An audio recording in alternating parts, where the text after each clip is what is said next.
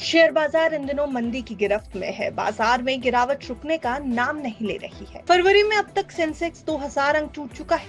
निवेशकों के लिए इस बाजार को समझना अब आसान नहीं रहा। ऐसे में निवेशक इस दुविधा में है कि बाजार किस ओर जाएगा। बाजार के भविष्य को लेकर ग्लोबल ब्रोकरेज फर्म नोमुरा ने भी अब एक रिपोर्ट जारी कर दी है। इस रिपोर्ट में नोमुरा ने मार्केट का ताजा प्रोजेक्शन और एनालिसिस दिया। रिपोर्ट में नोमुरा ने निफ्टी 50 के लिए नए टारगेट दिए हैं। साथ ही मार्केट करेक्शन, सेक्टोरल आउटलुक और इन्वेस्टर्स के लिए कुछ जरूरी सलाह भी दी गई है। तो चलिए अब इस रिपोर्ट को विस्तार से आपको बताते हैं और समझने की कोशिश करते हैं कि बाजार में क्या कुछ हो सकता है। सबसे पहले बात करते हैं निफ्टी 50 के टारगेट की। नोमुरा के मुताबिक सितंबर 2024 के पीक के मुकाबले डॉलर टर्म्स में 16% की गिरावट के बाद निफ्टी साल 2025 के अंत तक 23,784 के स्तर पर पहुंच सकता है।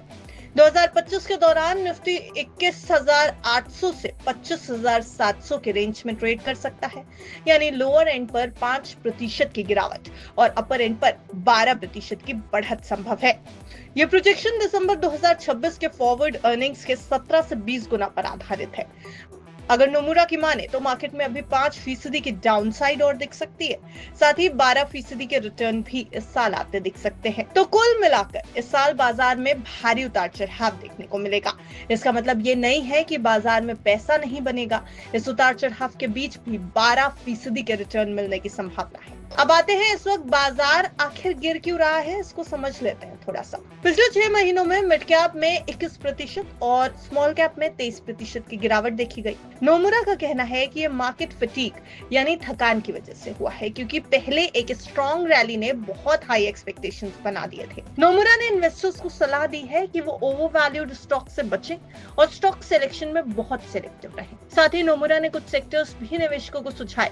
नोमुरा ने कुछ सेक्टर्स में ओवरवेट स्टांस लिया। इसका मतलब है कि इन सेक्टर्स में अच्छा प्रदर्शन होने की उम्मीद है।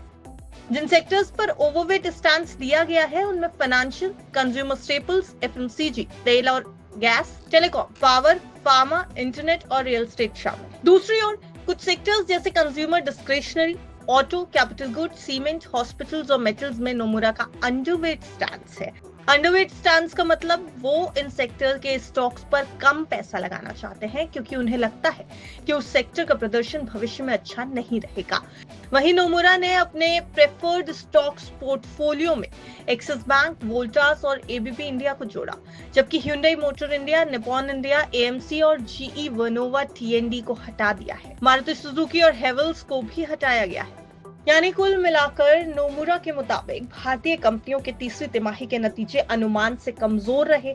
इस वजह से कारोबारी साल 2026 और 27 के लिए अर्निंग एस्टिमेट्स को रिवाइज किया गया। 70% से ज्यादा कंपनियों के अर्निंग एस्टिमेट्स कम किए गए। कारोबारी साल 2024 से 2027 के बीच बीएसई 200 कंपनियों के अर्निंग्स में 12.7% का CAGR रहने का अनुमान है, जो नॉमिनल जीडीपी ग्रोथ के 11.1% के अनुमान से बेहतर है। हालांकि नोमुरा का मानना है कि corporate earnings to GDP ratio में सुधार होने में अभी समय लगेगा, जिसकी वजह से शॉर्ट टर्म में अर्निंग्स ग्रोथ पर कैप लग सकता है। ये थी नोमुरा की लेटेस्ट रिपोर्ट की मुख्य बातें। अगर आपको ये जानकारी अच्छी लगी हो तो वीडियो को लाइक और चैनल को सब्सक्राइब करना और बेल आइकन दबाना बिल्कुल ना भूले। निवेश से जुड़ी ऐसी अपडेट्स के लिए बिस्तक से जुड़े रहिए। लेकिन बाजार में निवेश करने से पहले बिस्तक की आपको ये सलाह है कि आप अपने फाइनेंशियल एडवाइजर की राय जरूर ले लें। Bureau report, बिस्तक।